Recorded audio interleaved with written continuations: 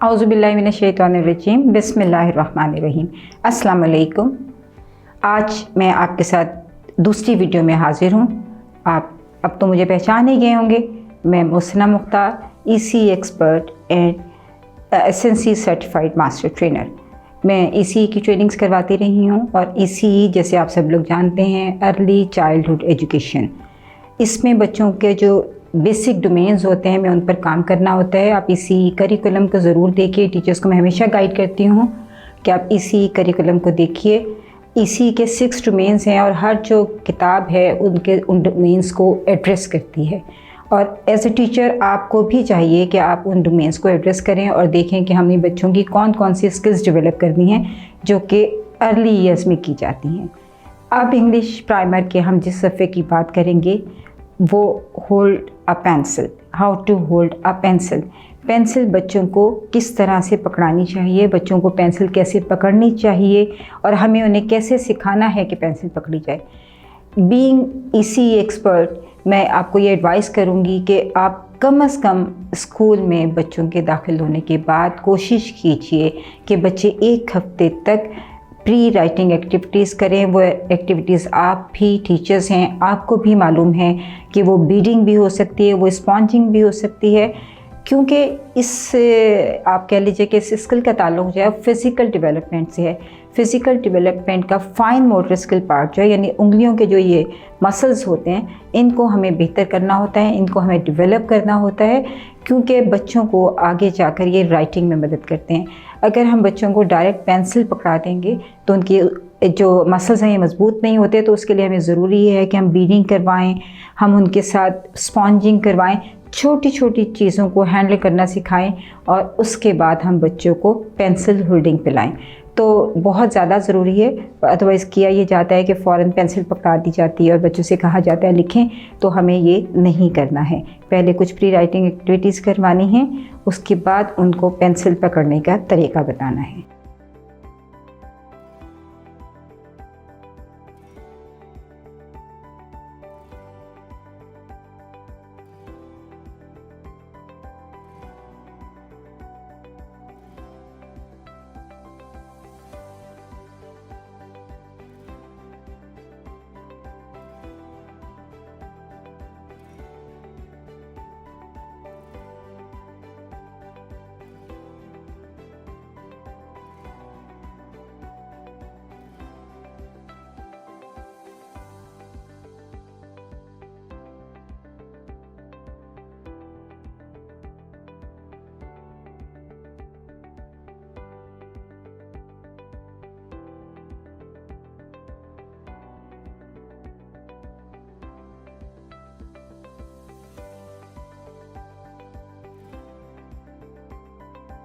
आइए इस पेज की गाइडलाइंस पर नज़र डालते हैं।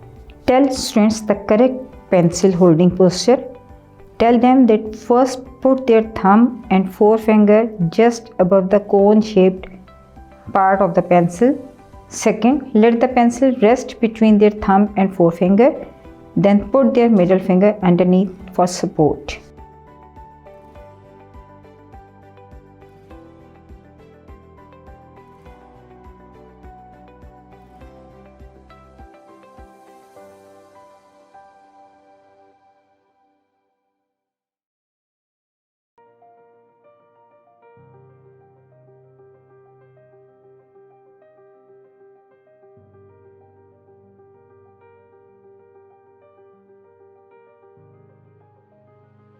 जैसा कि भी आपने गाइडलाइंस देखी, आप बच्चों को इसी तरह पेंसिल मेज़ पे रखिए और बच्चों से कहिए कि वो अपनी इंडेक्स फिंगर और थंब की मदद से पेंसिल को इस तरह मजबूती से थामें।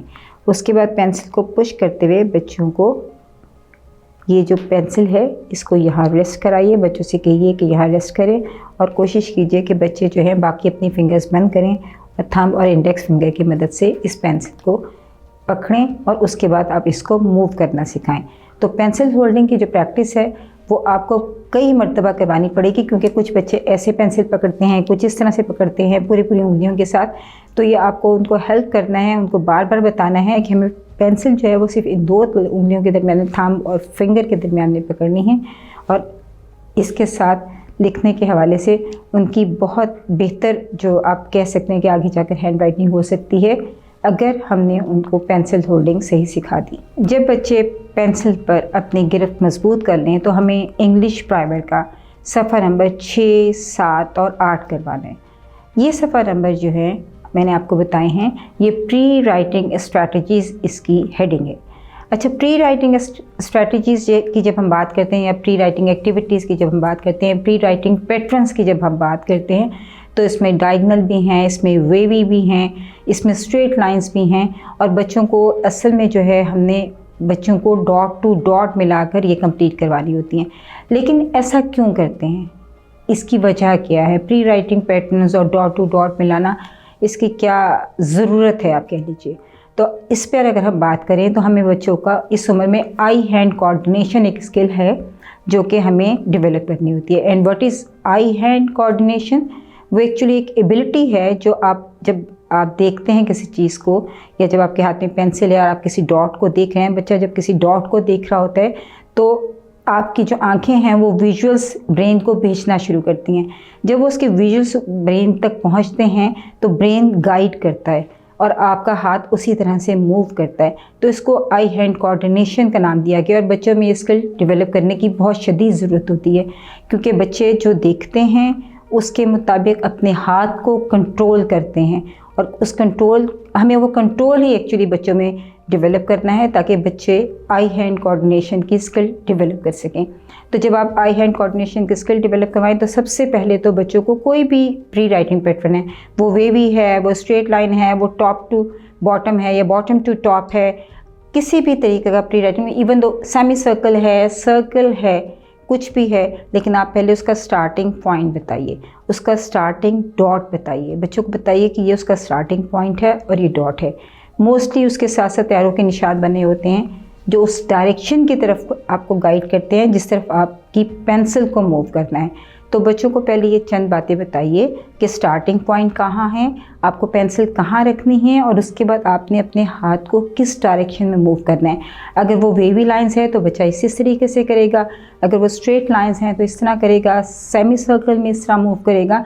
तो जितनी ज़्यादा वो प्री राइटिंग पैटर्न्स पे अपनी मतलब हाथ को मूव करेगा पेंसिल के साथ, उतना उसका आई हैंड कोऑर्डिनेशन डेवलप होगा। आई हैंड कोऑर्डिनेशन आपकी कॉग्निटिव जो स्किल्स हैं उसको बहुत इम्प्रूव करता है, आपकी ब्रेन डेवलपमेंट में बहुत हेल्प करता है। और इसी में बच्चों की चाइल्ड एजुकेशन के हवाले से ये एक इम्पॉर्टेंट पार्ट है जिसको कि हमें डेवलप करना है। आप सफ़ा नंबर 6 को देखिए, उस पर जिस तरह के पैटर्न्स हैं उसमें आप स्टार्टिंग पे डॉट लगाइए और फिर पेंसिल से बच्चों को मूव करवाइए। इसी तरह तमाम तरह प्री राइटिंग जो पैटर्न्स हैं उन पे मूव करवाइए। और ज़रूरी नहीं है कि आप किताब के सिर्फ इन 3 सफ़ों तक महदूद रहें, आप बच्चों को मज़ीद बख्शिश दीजिए। आप क्लासरूम का बोर्ड इस्तेमाल कर सकते हैं, बच्चों को चौक दीजिए कि बच्चे अपने हाथ की मूवमेंट फ्रीली, स्ट्रेट भी, वेवी भी, सेमी सर्कल भी, और बच्चे इवन दो फुल सर्कल भी बच्चे मूव कर सकें। उसके साथ साथ आप बच्चों को इवन एयर में लिखवाइए, वही पैटर्न्स उसके हाथ की मदद से जो है वो हवा में लिखे, मूव करे, अपने हाथ को खुला भी मूव कर सकता है वो। तो ये आपने उसको सिखाना है और उसके बाद फिर कॉपी पे करवाना है। पेंसिल होल्डिंग सही करके बच्चे को प्रॉपर स्टार्टिंग पॉइंट से लेके सही डायरेक्शन में मूव करना बताएं। तो उसकी मदद से बच्चे जो हैं, आप जितनी ज़्यादा प्रैक्टिस करवाएंगी उतना ही उसका आई हैंड कोऑर्डिनेशन बेहतर होता चला जाएगा और उसकी पेंसिल पे गिरफ्त और एक कह लीजिए कि ब्रेन की इंस्ट्रक्शंस, वो दोनों काम करेंगी और उसकी स्किल डेवलप हो जाएगी जो उसको सारी उम्र मदद करेगी। जब बच्चे हवा में आप कह लीजिए कि different shapes, pre writing, wavy और स्ट्रेट या सर्कल, सेमी सर्कल बना लें, तो आपको एक प्रैक्टिस ज़रूर करनी है।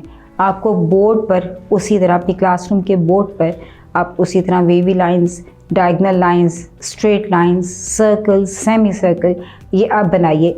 एक ही दिन में सब मत बना दीजिएगा, आप टाइम टू टाइम मूव कीजिए और जैसे जैसे बुक में मौजूद है उसी पैटर्न को मूव कीजिए। आप बोर्ड पे ड्रॉ कीजिए और उसके बाद चॉक की मदद से आप स्टार्टिंग पॉइंट पे अपना हाथ रखिए और बच्चे को बताइए कि इस तरीके से हमने इस डायरेक्शन में मूव करते हुए, आप बिल्कुल उसी तरह अपना चॉक नीचे लेकर आइए और बिल्कुल जिस तरह बच्चे से आपने काम करवाना है इस तरह आप बोर्ड पर काम कीजिए ताकि बच्चा आपको देख कर सीख सके।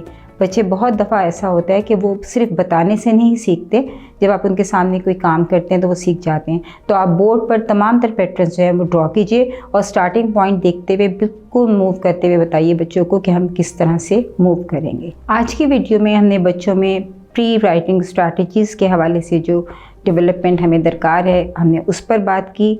हमने इस पे बात की कि बच्चों के जो फाइन मोटर स्किल्स हैं, यानी जो उंगलियों के मसल्स हैं, उनको मजबूत करने के लिए हमें क्या क्या करना चाहिए, हमें कौन कौन सी एक्टिविटी करनी चाहिए। और किसी भी बच्चे के साथ ये जो आप एक्टिविटीज़ हैं ये 1 दिन या 2 दिन की नहीं हैं, एटलीस्ट आपको 2 हफ्ते ज़रूर इस पूरी प्रैक्टिस में गुजारने चाहिए, ताकि बच्चों के फिंगर मसल्स मजबूत हों और वो प्रॉपर आगे हैंड राइटिंग के लिए तैयार हो सकें। क्योंकि ये जो इसी का डोमेन है लैंग्वेज एंड लिटरेसी, उसके राइटिंग के स्ट्रैंड को हिट करते हैं और साथ साथ फिज़िकल डेवलपमेंट के फाइन मोटर स्किल्स को ये हिट करते हैं। तो इसलिए हमें ये दोनों स्किल्स डेवलप करनी है बच्चों में, तो हमें इसके लिए मेहनत दरकार है और बच्चों को उसकी बहुत ज़्यादा प्रैक्टिस दरकार है। तो मुझे उम्मीद है कि आप लोग ज़रूर बच्चों को ज़्यादा से ज़्यादा मशक़ का मौका फ़राहम करेंगे, ताकि उनके जो फिंगर मसल्स हैं वो बेहतर हो सकें और आगे जाके वो एक अच्छी हैंड राइटिंग डेवलप कर सकें। शुक्रिया।